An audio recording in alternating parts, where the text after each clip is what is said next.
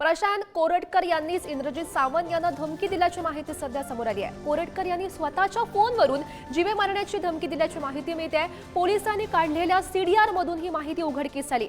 कोरटकर यांनी आपला आवाज मार्फ केल्याचा दावा आता खोटा ठरल्याचं बघायला मिळत आहे। पोलिसांचं काम होतं की त्याच्यावर तपास करणं, आणि जर त्यांनी पोलीस दलाने तपास करून ती गोष्ट समोर आणली असेल की त्या फोनवरनच मला फोन झालाय, तर एक संभ्रम जो निर्माण केलेला होता की माझा आवाज नाही किंवा माझा फोन नाही, तर तो आता पोलिसांच्यावर विश्वास ठेवला लोकांनी, आणि माझं तर आहेच पहिल्यापासून की तो आता दूर झालेला आहे। त्याच व्यक्तीनं फोन केलेला होता हे त्या पोलिसांच्या रिपोर्टवरून सिद्ध होतं। प्रशांत दाखल करून होणार नाही। जेव्हा आम्हाला लोकांना समजतो कुठं आहे, तो पोलिसाला काय समजत नाही की तो कुठं आहे। त्यांनी त्याला पकडावं, त्याच्यावर कारवाई करावी।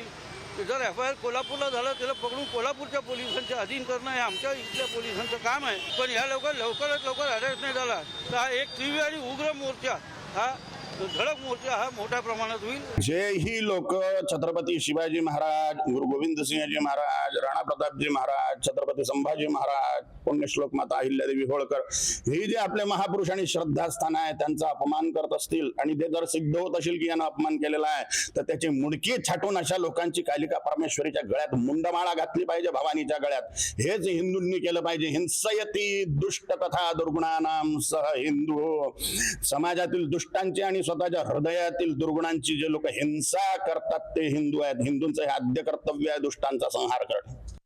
नाही, तो अतिशय गंभीर बाब आहे की शिवरायांचा अवमान करणं, याबद्दल तर त्यांना क्षमाच नाही आहे। आता खरं म्हणजे पुढं फरार झालाय, कुठे गेला तरी मातीतून म्हणजे त्याला खांदून आपण त्याला बाहेर काढू आपण, ती अडचण नाही आहे। शेवटी किती दिवस पळणार आहे तो? जर म्हणणं मी दोषी नाही आहे, तो फरार काय तो?